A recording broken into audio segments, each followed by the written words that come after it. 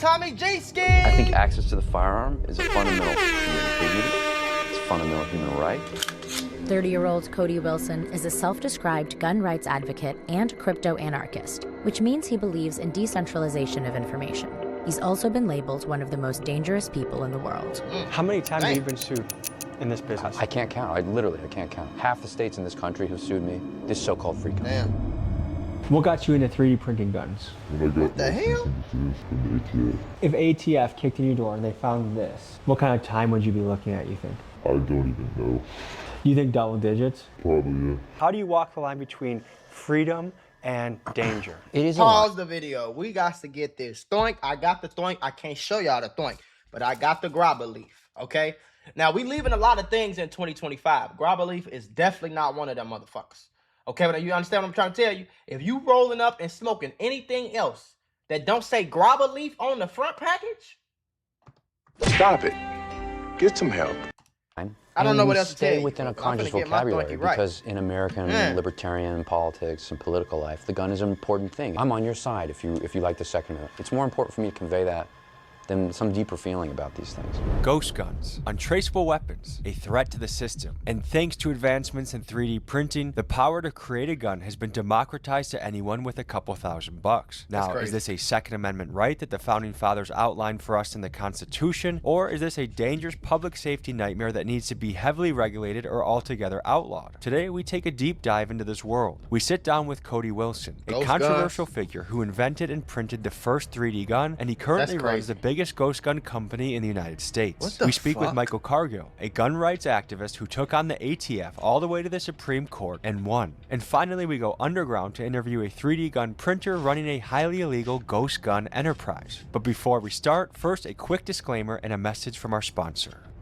This video is for documentary purposes only and should not be viewed as a guide for manufacturing weapons. Y'all heard that, okay? This disclaimer is also applied to the Mula channel, all right? Please consult and adhere to all applicable laws regarding firearm ownership in your area. Thank you. And now for the sponsor. You ain't getting no sponsor. Hey, they sponsoring me too. Look at that.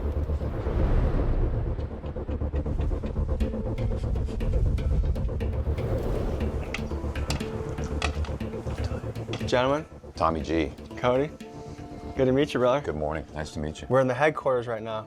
This is DDHQ.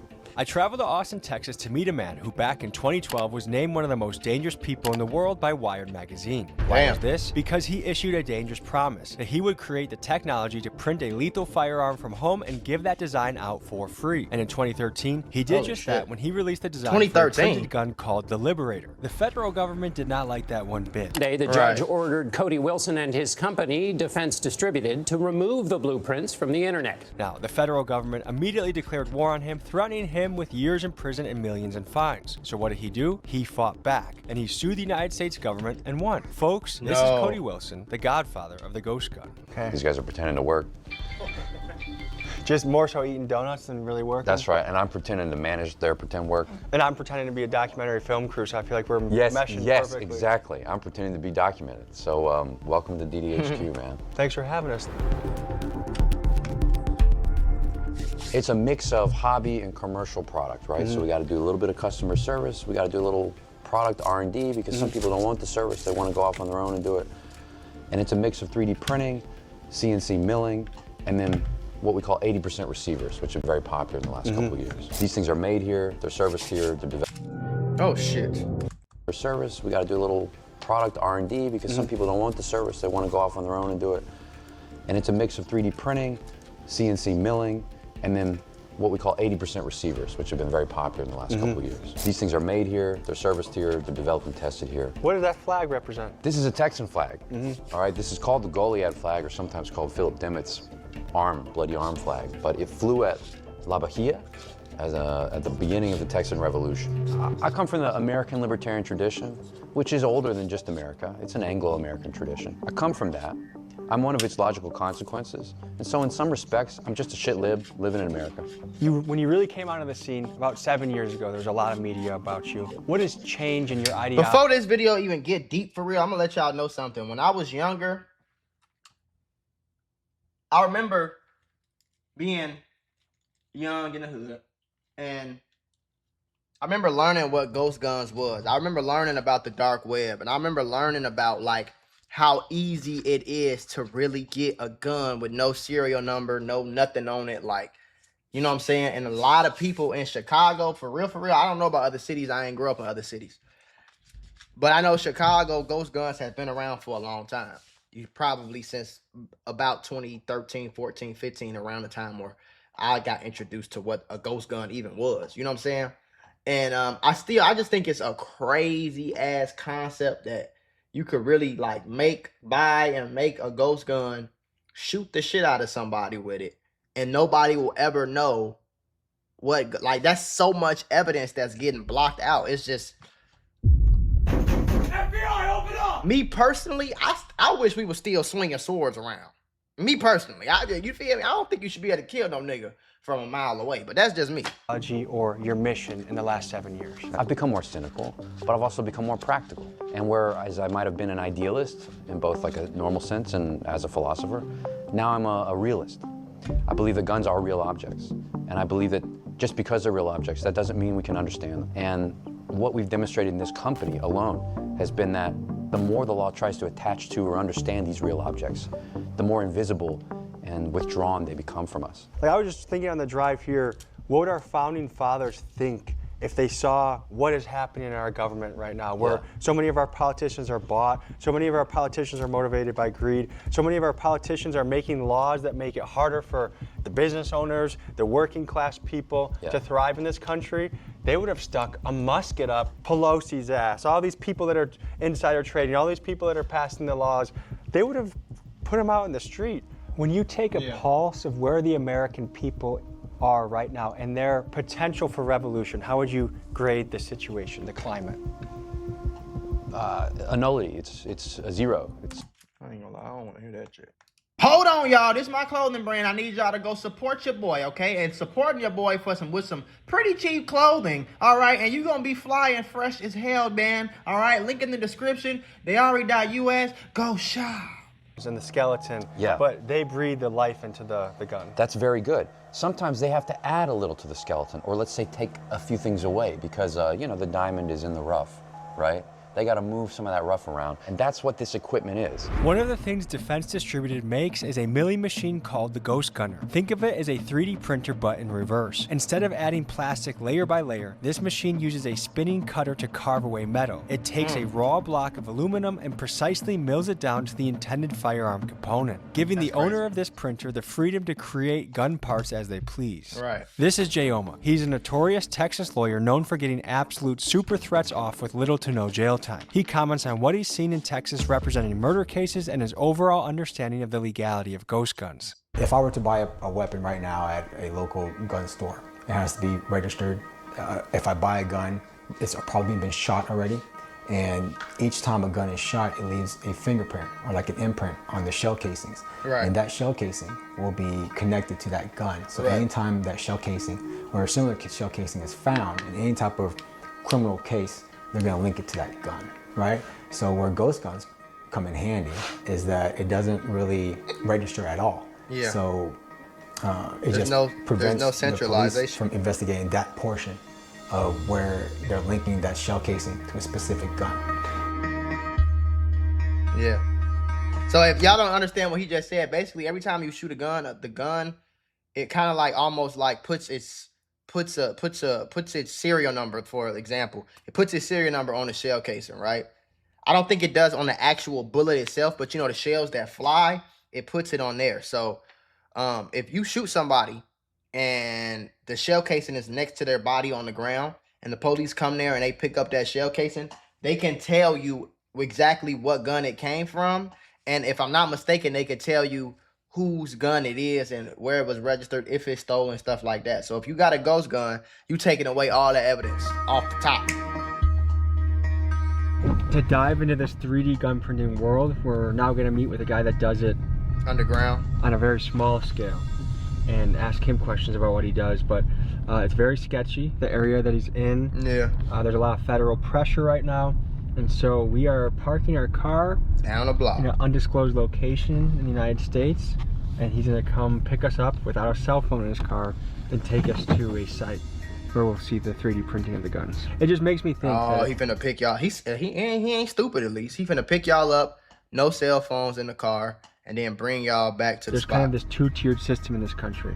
And I get both sides, but it's, if you're a massive weapons manufacturer with a publicly traded stock, you can do this in broad daylight and make billions of dollars doing it, but Right. a little mom and pop shop doing it and believing the same Second Amendment that the major manufacturer believes in has to hide under the fear that they might get arrested by the ATF or some three-letter agency. FBI, open up!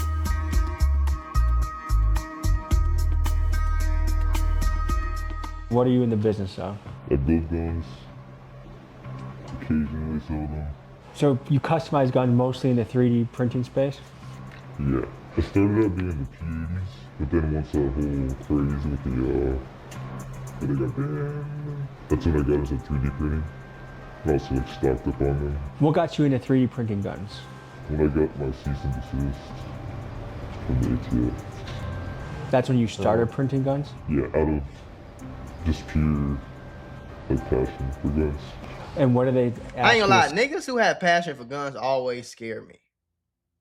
That's why I don't really like going in gun stores. Like niggas who like be in there and like love guns so much and they know everything about gun, like that shit scares me, nigga. cease and desist from? So basically, if I buy firearms, they're allowed to come in my house anytime, unannounced, and check that I still have it. And are you able to say vaguely why that is? It ended up in the wrong hands, getting across the border. And did it end in a casualty? It did, yeah. Okay, so this thing looks already to be like a substantial piece, and I'd flip that around. Oh, well, yeah. Okay. All right, and Yeah, in I'm fact, a gun expert, by the way, guys. all right, this is an unfinished receiver. The big guys for the military, just like the little guys, traffic in this same object. But it's an unregulated object. Even though it looks like it's already well on its way to being something serious or something legal or regulated, it is not. When you say the military guys traffic this stuff, what do you mean? There's an economy of objects like this, both an above ground and an underground economy. This economy happens because the main large-scale prime contractor manufacturers, they need unfinished goods just like the rest of us. That's modern capitalism. So they might go to Eastern Europe or they might go to Taiwan and they would say, hey, you can contract manufacture this for me, import it into the United States, and you can do all this work to it, and it's still not a gun and it's still not really seen by the law yet until I, the manufacturer, touch it. And that keeps things cheap, but it also is like the thing that keeps this entire underground economy going, because these objects already existed, always existed outside the law. And now the at-home user wants them as much as the prime contract manufacturers. Talk to me about some of your favorite 3D printed guns on the table. So this one I actually just did last night. And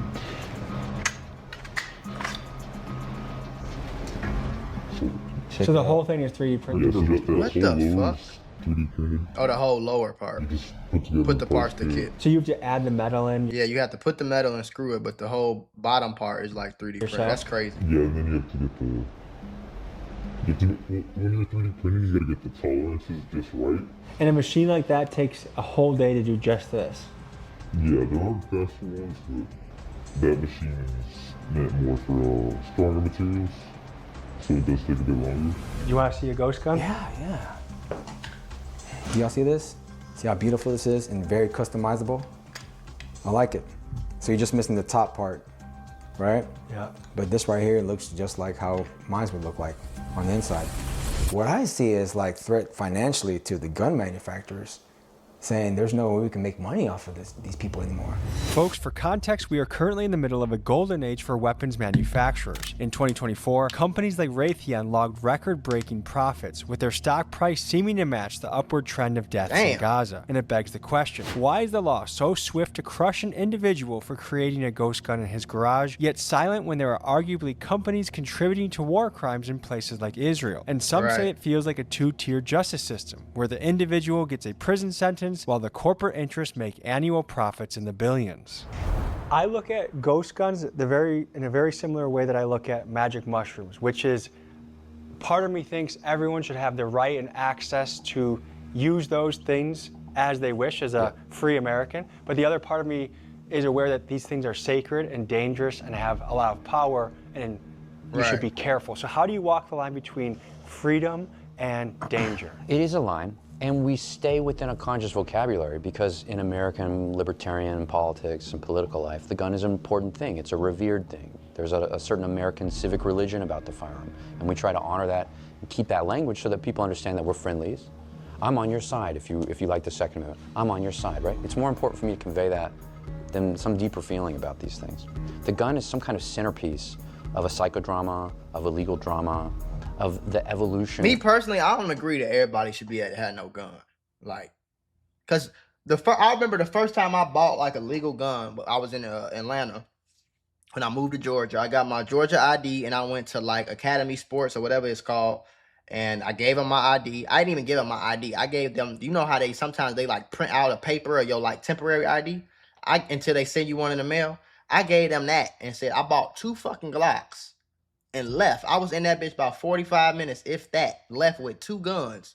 Like, I could go kill somebody with these 2 guns if I really want. You get what I'm saying? That motherfuckers ain't do no psychiatric evaluation. You feel me? Motherfucker ain't do nothing. Then I don't even think they took my damn fingerprints for real when I bought that shit. Like, my nigga. You know what I'm saying? So it's like, bro, like, man, listen, bro. I just think it's too easy to get it, bro. You don't got to do no applications. You ain't got to do nothing, gang. You just got to go up there, answer a few questions, click a few yeses, let that shit, wait for that shit to go through, get approved, and they give you can walk out with as many guns as you want to, and that shit is insane. Of the change of our state, world states, the role of the individual in society, everything is at stake with these things. And I see California, states that would nominally be free or nominally have some of this conversation with you, attempting things that I would not believe to be possible just 5 years ago. It's breathtaking to me, and it feels like a civil war to me. Walk us through what we're looking at right here. Yeah, all right, fine. This is the G80 system. What he's referring to, the G80, is the nickname of a Glock-compatible 80% frame. And they say 80% because it's an unfinished piece of high-strength plastic that looks like a grip but isn't legally a firearm yet. To make it functional, you simply have to cut away the blocking material, drill the pinholes, and add the trigger group, firing pin, and slide. And this is the innovation that Cody wants the masses to have access to 3D print. This is the brand new thing we're doing, which combines all the techniques and learning and everything we've synthesized over the past few years, okay? So it's a little bit of printing, it's a little bit of milling, right? You print this part at home, you mill this part at home, or finish it by hand with some fixtures. This is where both of your systems kind of intermesh. That's right, because the law moved, all right? The law said a part like this looks too much like a gun. So now no one can sell you something like this to finish, all right? So you have to take this thing and remove it from the legal context. This has to become information. Now the gun part has to become this strange, unidentifiable, not clearly convertible component. Does this look like... If you don't know, when you buy a gun, that's when it has to be registered and you have to go through all the stuff and get approved. But you can buy bullets, clips, stuff like that, like accessories for the gun. You don't need to get approved for that. All you gotta do is be a certain age. You know what I'm saying? You can order that shit. Like, you can go online and order a 30-round clip for your gun. Real deal. And get it sent to a random address with a fake card or something. And you'll have, you get what I'm saying? A 50-round drum and shit like that. You don't need to, like, go into a gun store and wait for them to approve it and send an application to the government and all that. You don't gotta do that for, like, the accessories of the gun, which I think is stupid as hell, too. You feel me? And then y'all wonder why, you know, niggas like him, he just trying to make a buck, bro. He trying to act like, oh, Second Amendment. He just trying to make some money, gang. He don't get no fuck. But when you see niggas on Instagram live shooting the shit out at 17 people, or you see these kids go to these schools and shoot the shit out of the teachers and everybody else, and you like, oh, what's going on? This why. Because think about how easy it is for a motherfucker to go get a gun. Like, if a 12-year-old could be in Chicago streets right now, he could get him a gun, like, no problem. Anything to you necessarily, you know? If you saw this like in a fucking trash can, would you be like, oh, I found a firearm? It becomes more illegible, and that's our task. Our task is to always create more and more ambiguous objects and products. So this could be done way more simply, but you, in order to go within the rule of the law, you have to keep making it more and more obscure. Yes, because the law chases this object. To a person that has never heard of the G80, just give us a breakdown. The The G80 is the next system in unfinished 80% firearms, okay? The law says, well, all we know, this is the Supreme Court of the United States, and it's supreme legislation says, well, all we know is it needs to take longer than an hour to make, and it probably shouldn't look like a gun when you start. Thank you, Supreme Court. Okay, well, we follow the supreme guidance of the Supreme Court, and we say it takes longer than an hour to make, it doesn't look like a gun, your grandma wouldn't necessarily know what it is, therefore it complies. And of course, California, Gavin Newsom, President Newsom, will crush the shit out of us when we're a successful company. And the next company will come in and say, well, this is the tweak that we've made. And that's what you can look forward to in developing guns in this country. Just as a switch carries a high penalty, I believe in many places it's 10 years. Does a ghost gun carry a similar enhanced... By the way, you could 3D print a switch too. Understand that. You could 3D print a switch too. You feel me? Penalty? I haven't seen enhanced penalties. In my experience, I have not. Because a firearm is still a firearm, as long as you can prove that this is an object that can kill people. So if I was a prosecutor, right, switch it around. If I was a prosecutor and I'm going to argue that this defendant right here, this one right here, he killed somebody. Not only did he kill somebody with a gun, he killed somebody with a gun that was unregistered. This means this individual right here is trying to hide and mark his tracks. He needs to burn in prison. In fact, I'm going to ask you, the jury, to not only convict him, but to get the death penalty, because this exceeds just 99 years. He needs to pay. And people who commit crimes and wants to destroy the community and hide the killings that they do, they need to die. And in the state of Texas, we have the death penalty. How much does the machine cost? How much does it cost to make this in materials, and what can you sell it for? So that machine, at the time, it cost about $1,400. That's crazy. I got it for about $900. How much can you sell this for? This completed probably 1,000. anywhere from $750 to About $1,000. $900. And what kind of person is buying this? Nigga that's trying to kill motherfucker. Creating it is a hobbyist thing, but selling them, the guy that's buying it, usually has a particular reason. You can kind of get the idea in a sense. And how do you feel about that? I don't really. Does that make sense? On the website of Cody's company, for free, they have dozens of files that can be downloaded and 3D printed into various gun components. And because it's on the internet, that means that it could be printed by a well-meaning, law-abiding hobbyist gun owner, but it also means that guys like Jay in his garage can build a weapon to sell to a guy planning a murder. And that, in a nutshell, is the crux of the controversy surrounding Cody's mission. Okay, so this is interesting. So this is total downloads of just the digital product you guys Damn, have. I'm surprised it's not in Chicago. Surprised it's like none in Illinois. For the month, yeah. Oh, for the month? Yeah. Wow. Damn. We run the biggest file sharing site. Oh, you see it's something going off in Chicago right now. Right here on this little, I think Chicago is on the right side. I don't fucking really remember, but I think Chicago is like the right side of the state. On guns. And Let me see. of these almost 300,000 downloads, how many of them you think come to fruition with a real operable firearm? Very few. And this map you're seeing here has gone one step further, and it says the files for these things cannot be left to be downloaded unrestricted to California or to people in Washington. So is your site blocked in California? Yes. Oh, wow. Similar to how Pornhub is blocked in Texas. It's the same thing. People in the last few years have seen, oh, what the gotta use an ID to use a porn site? It's the same thing now with other forms of information, not just porn. So you just, now guns. it's just like, sometimes you can't watch certain shows or like certain movies or certain football games or certain websites you can't get on, but if you just go to VPN, it's easily. Gun files are going to be restricted in different states in different ways on the internet. The internet itself is breaking up. Your company was among the first to have a particular digital download, or the antecedent of what today is the Ghost Gun download. I don't know if I'm hitting that right, but can you... No, it's interesting to see how you were talking about it, Yeah. And actually that's really smart, because how it was talked about in 2013 was, this is the first 3D printed gun. Well, what was the real innovation? I think it was the first 3D file for a 3D printable gun. It was the first gun you could go download. It was the first gun you could think of, hey, where do I get that gun? Oh yeah, I go online to get that gun. I'm gonna pull this out for you. This is actually the first 3D printed gun.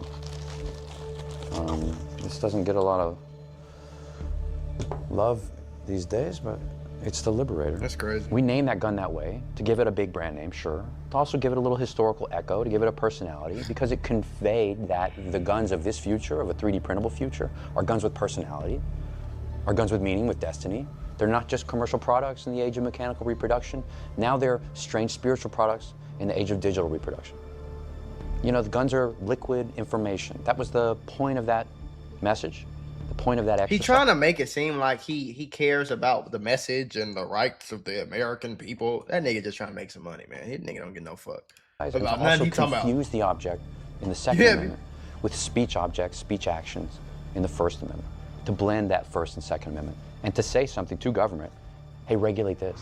Folks, here's a quick refresher on American history. The Second Amendment doesn't just say you can own a gun, it protects the right of people to keep and bear arms, stating clearly that this right shall not be infringed upon by the government. And these are the lines Cody uses to defend his position. He is essentially arguing that if the government stops you from making a gun, they are infringing on your right to bear one. This represents the kind of murderer's row of the best guns. So FGC9 is probably the best known 3D printed gun, single 3D printed gun, very popular in Europe. 9mm PCCs have evolved since 2020. You know, one of the most recent is this Decker, which is a stranger looking gun, right? But it's more true to what 3D printed guns are. Some stuff, these things aren't as good as commercial guns, right? But there's something kind of amazing about the fact that you can 3D print a real magazine for real bullets. This is entirely printed with a spring. All right, this is the Urtal. This was designed by a developer in Brazil. And it's probably the most well-known recent printed PCC. Can you show me the process for, like, from computer to hooking up to like how this gets going? Yeah. Basically right here is all the files. All these are schematics? All these ones right here with like the labels on them, that say G-code, are ones that I've already made. So for example, this file right here. How encrypted is all this? I keep it on an external hard drive. So it has to be plugged into something to even show up on the computer? Yeah. That's smart. Yeah. Are the feds that good at computer stuff like this? Yeah, they are. And one of the reasons they are good is because they bust guys that are hackers and then get them on their team, right? Yeah. Hell yeah. So this right here. Oh, I like how it says for academia only. Situation is this. There's a Scientology has hired people to stalk my home, and I want to take care of them without any issues. Allegedly. Cult. Cool. So, go into that file, and you basically just print it. So that's it. This is what it would print, and then you put the rest together yourself. Now, what if I had a computer and I had only this? Forget all the ammo, explosives, all the crazy stuff. I just had a pistol, schematic. How much in trouble would I get? Without actually making it, just having that file on my computer. You actually wouldn't, if it was, as long as it's not, like, fully auto or anything like that. So it's legal to have? Yeah, it's legal to make and for yourself, but not. So for personal use, I could make that gun no issue? Yes. Exactly. No problems whatsoever? No. But you can't sell it. This hooks up to, you already sent the orders to the printer, so it's already, that's why it's going? Yes. And what is the printer making right now? But right now it's making a Glock 17. So there's no political motivation, there's no greater purpose or mission? No, not really. It's just kind of entertainment and fun? Yeah, pretty much. Is it hard getting a girlfriend if this is one of your main hobbies? Nope. The man's always be quick to go. So folks, now we've seen a little bit into a mom and pop operation, one-man show, how it looks on the ground level. Let's go back to Austin, Texas, where they're doing it on a large-scale operation and have recently had battles with the Supreme Court. You had a recent Supreme Court case, 2023. Tell me about it and what happened. There's not much to say. You go to the Supreme Court, you lose. That's the education I've got in this country. We were doing something, mean certain things. Don't words have legal meanings? Don't they only mean certain things? Can ATF by itself, without an act of Congress, just say these words mean new things? We say that that's not possible. We go to the Supreme Court, and the Supreme Court says, well, sometimes the ATF can do that. My name is Michael Cargill. I'm the owner of Central Texas Gun Works, which is a gun store in Austin, Texas. You had a battle with the Supreme Court. Tell us about it. Yeah, not a lot of people can say that they went up against the United States government. They went up against the Department of Justice, the Alcohol, Tobacco, and Firearms, BATF. both administrations, Trump administration and Biden administration, and actually won. It started, back with the Las Vegas shooting. So Las Vegas, a guy allegedly took an AR and a part, which was a bump stock, and attached it to a rifle. Right. And he used that to shoot, faster, where he would allegedly shot some concert goers there in Las Vegas. So because of that, what happened was the government decided they were going to I know he kind of got to say allegedly, but did we not see that shit happen? Go through the ATF to ban the bump stock. One, how can you go through the Bureau of Alcohol, Tobacco, and Firearms, an agency within the federal government, in order to do this? I said, you got to go through Congress if you want to ban something that people legally own and purchase. What I decided to do was surrender my bump stocks to the ATF when they banned them, and then 30 minutes later, we sued them in federal court. And so we go in the courtroom there, and the judge was like kind of confused. He kind of compared the bump stock to like a shotgun. He said, oh, I get it. It's like a shotgun. You pump it and then you fire it. It's like, no, that's not it. And then I said, this guy, this is a lost case. We're going to lose this case.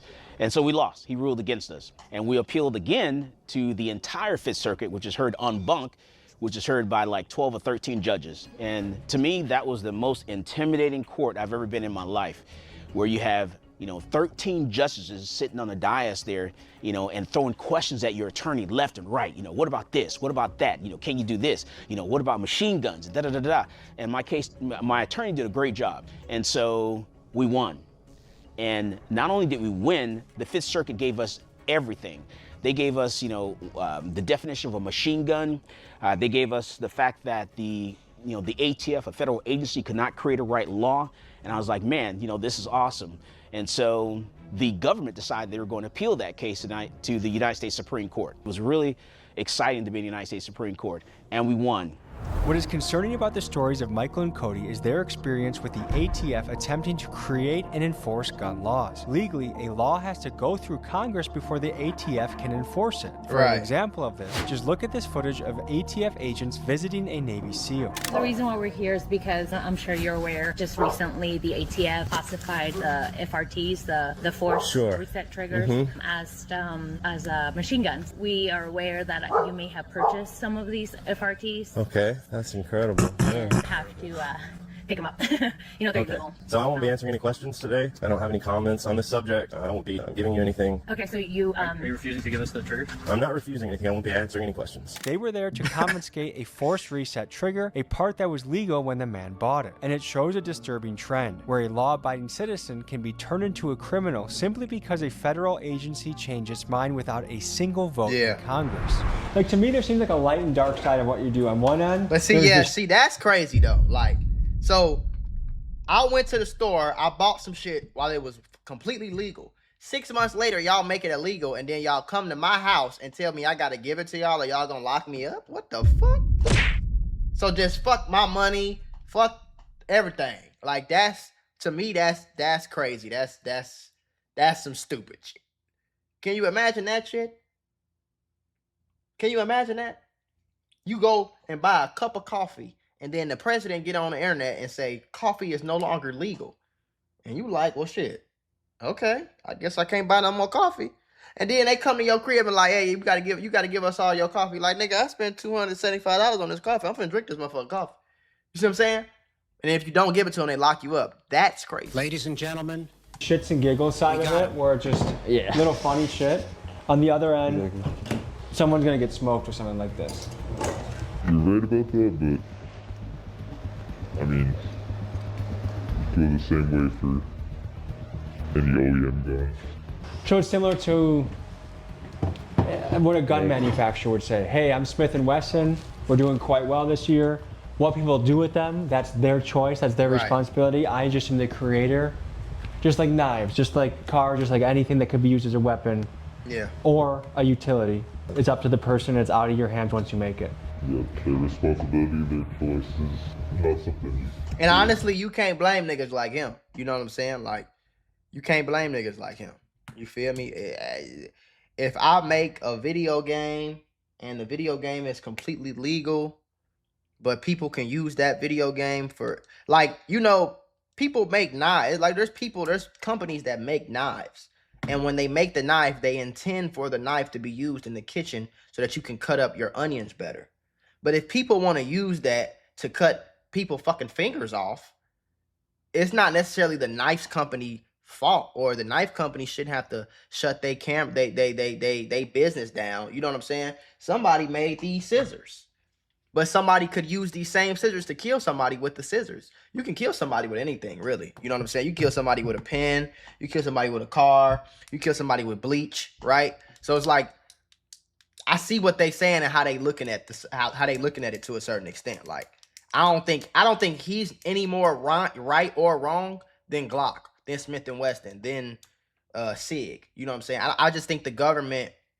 It's same thing with drugs. You know what I'm saying? Like, shit, drugs is the same thing. You could go to Target right now and get you some fucking extra strength Tylenol. But if you take 17 of them motherfuckers, this is gonna be your last headache, twin. You see what I'm saying? But it's still legal. Tylenol not gonna shut down, because you get what I'm saying. So I get that. I don't think if you think he wrong, you got to think that Glock is wrong too. I personally think that guns is just crazy as fuck, and like whoever invented missiles and fucking guns and nuclear bombs is an asshole. That's all I'm gonna say. I just wish it wasn't no such thing as weapons, and I wish we had to do like this. Like, you know what I'm saying? Like lions and tigers, like, and bears and wildlife, they don't have no fucking weapons. They got they hunting skills. You know what I'm saying? They got their strength. They got they teeth. They got their paws. They got their skills. They abilities and shit like that. I just wish that the world was like that. I wish it wasn't no such thing as no knives and weapons and all that shit. I just wish if you had a problem, you want to do something to a motherfucker, you had to. You see what I'm saying? But that ain't how the world is, though.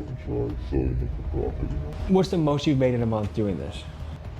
It's been more of a hobby, but it's more of the drugs that I sell, the funness kind of. If ATF kicked in your door and they found this, all this, what kind of time would you be looking at, you think? I don't even know. You think double digits? That dumb motherfucker don't even know. Is it crazy? Some way it's made this way, so that the law truly is seeing ghosts, right? Looking for ghosts. That's why they call them ghost guns. I think we need more people in America like Cody Wilson. People that are idealists, people that are almost on a religious crusade for the people, by the people, against the government. The state has gotten so overwhelmingly powerful that to have a voice that's willing to experience lawsuits across many states, or federal lawsuits, or bankruptcy, or even prison, I just admire someone's commitment to the cause.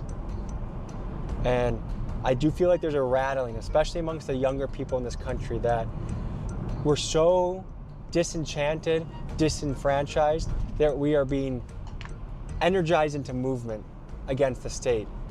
And I, as a proud American, appreciate that. Second Amendment, big thing in America. Do you believe that you should have the right to make your own guns at will? Yes, I do believe that. Can you speak about your own... Fuck you.